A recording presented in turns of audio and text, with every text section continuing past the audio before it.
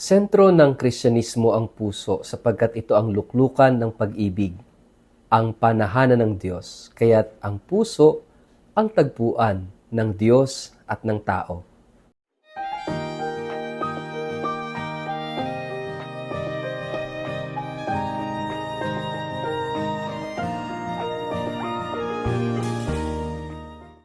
Ang mabuting balita ng Panginoon ayon kay San Juan.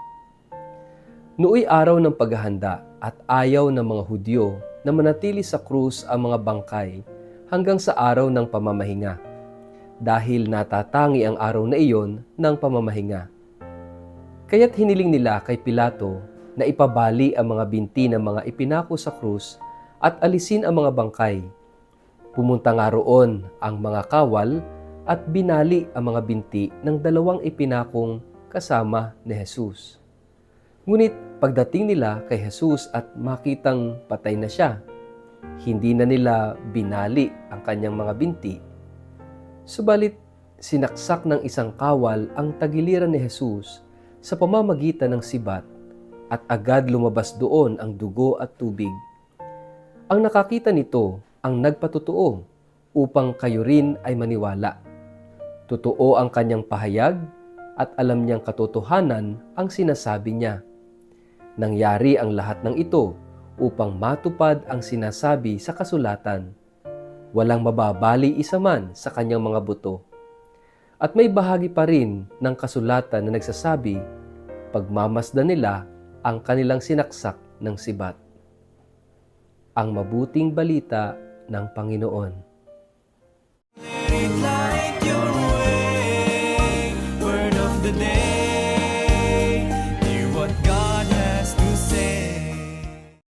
Mapagpalang araw po sa inyong lahat. Kumusta po kayo?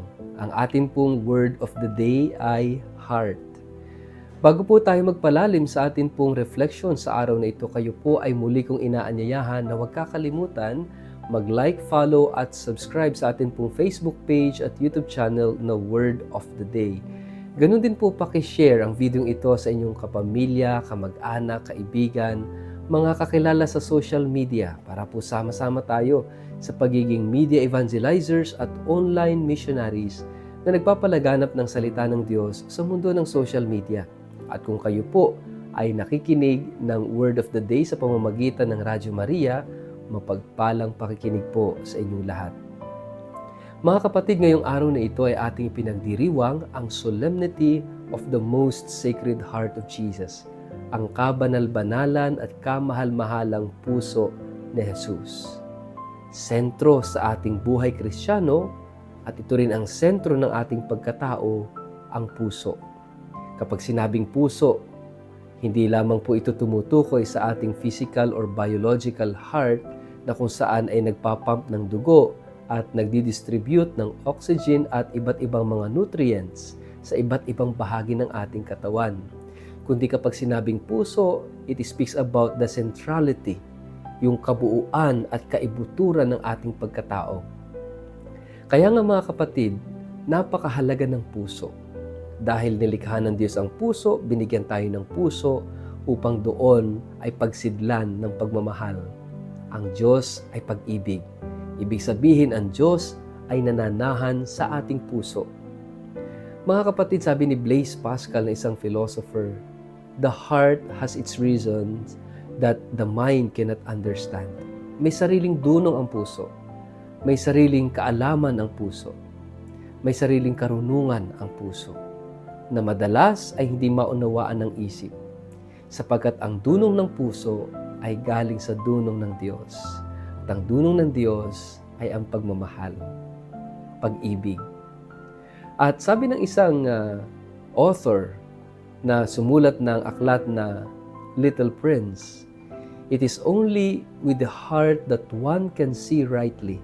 What is essential is invisible to the eye. Tanging ang puso daw, at kapag ginagamit ang puso, makakakita tayo ng tama. Sapagkat kung ano yung pinakamahalaga ay lingid sa ating mga mata. Ang ating puso ay may kapasidad na makita kung ano nga ba talaga ang pinakamahalaga. At ano ulit yon? Pag-ibig. Love is the most essential sa buhay natin. Bakit? Kasi tayong lahat ay nilikhang wangis ng Diyos. At bilang wangis ng Diyos, ang Diyos ay pag-ibig. Which means, napakalinaw, tayo ay nilikha ng Diyos para magmahal, para mahalin. Ang pag-ibig ang nagbibigay sa atin ng kahulugan, nagbibigay ng direksyon, at nagbibigay ng kaganapan sa ating buhay at sa ating pagkatao. Dito sa ating gospel, narinig po natin na si Jesus ay sinaksak, tinusok ng sibat yung kanyang tagiliran at ito'y tumagos sa kanyang puso. Ang puso ni Jesus ay pusong may sugat. At mula sa sugat na yon ay lumabas ang tubig at dugo. Siguro kapag nakita natin ang pusong may sugat, makakarelate tayo. Kasi tayo mismo, ang puso natin, madalas sugatan, madalas pagod, madalas maraming hinahanap, lalong-lalo na ng kahulugan, direksyon at kaganapan ng buhay. Kung tayo ay sugatan, kung tayo ay basag ang kalooban, mga kapatid, ito'y pagkakataon para tayo'y pumasok sa puso ni Jesus. Kaya nga, hinayaan ng Diyos, bukas ang puso ni Jesus. Literally, sinaksak, tinusok yung kanyang tagiliran, yung kanyang puso, nabuksan at lumabas ang tubig at dugo. Upang sa ganon, makapasok tayo sa kanyang puso. Ano nga bang isinisimbolo ng tubig at dugo ayon sa Ebanghelyo ni San Juan? They represent the sacraments or the sacrament of initiation. At ano yung mga sacraments na yon? The sacrament of baptism na nire-represent ng tubig and the sacrament of the Eucharist na nire-represent ng dugo. Itong sacraments of initiation na ito ay ating pamamaraan para pumasok at maging miyembro ng simbahan. Our entry to the heart of Jesus is through the church, through baptism, and through the Eucharist. Kaya nga, makita natin, ang simbahan ay galing sa puso ni Jesus. At kapag tayo ay bininyagan at tinanggap natin si Jesus sa Eucharistia, tayo ay nagiging bahagi ng katawan ni Kristo, nagiging laman ng puso ni Jesus.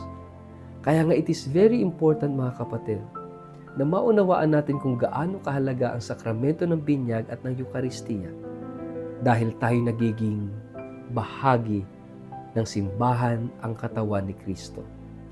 At ang simbahan ay meron ding misyon. Ang misyon ng simbahan ay ipahayag sa mundo ang pag-ibig ng Diyos. To tell the world of God's love. For God so loved the world. Kaya nga mga kapatid, makikita natin dito yung ating identity and mission. Ang ating identity as an individual person and our identity as our mission.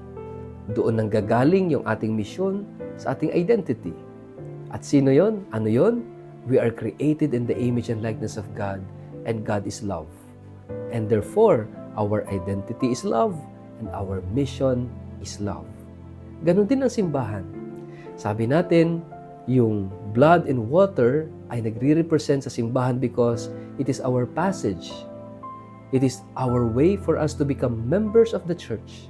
Kaya nga ang tawag dito ay sacraments of initiation para tayo maging miyembro ng simbahan. Which means, kung ang simbahan ay galing sa puso ni Jesus, the identity of the church and the mission of the church is love. Katulad ng bawat isa sa atin, ang misyon ng simbahan ay magmahal. Mga kapatid, ang ating celebration ngayong araw na ito is love. Iba't iba man ang hugis, kulay, anyo ng ating puso. May sugatan, may pagod, may nahihirapan. Mga kapatid, anuman ang sitwasyon ng puso natin, we are always welcome to enter into the heart of Jesus. Kaya huwag tayong matakot. huwag tayong matakot hawakan ng puso ni Jesus. Kung ating makikita yung larawan ng puso ni Jesus, makikita natin na itong pusong ito ay may sugat, ang pusong ito ay may tinik, ang pusong ito ay may apoy, ang puso ay may krus. Napakahalaga ng mga simbolismo ng puso ni Jesus. Yung pusong sugatan, katulad ng puso natin, subalit yung sugat niya ay bukas para sa ating lahat. Yung koronang tinik na nagpapaalala sa atin ang puso ni Jesus ay handang masaktan at kahit nasasaktan, siya'y nag-aalab sa pag-ibig sa atin na isinisimbolo ng apoy. Nandun ang krus na siyang kaganapan ng kanyang pag-ibig sa atin. Mga kapatid, ang pusong ito, dahil siya nagmamahal, siya'y nasasaktan. At kahit nasasaktan, siya'y nagmamahal. Sana tayo rin magkaroon ng pusong katulad ni Jesus. Nagmamahal kahit nasasaktan. At habang nasasaktan, ay lalo pang magmamahal. Sa ngalan ng Ama at ng Anak at ng Espiritu Santo, Amen. Ama naming Diyos sa makapangyarihan, puspusin mo kami ng pag-ibig at naway bigyan mo kami ng grasya at biyaya upang kami ay higit pang makapagmahal araw-araw, katulad at sa tulong ng iyong anak na si Jesus. Amen. Pagpalain po kayo at ingatan ng makapangyarihan Diyos, Ama at Anak at Espiritu Santo. Amen.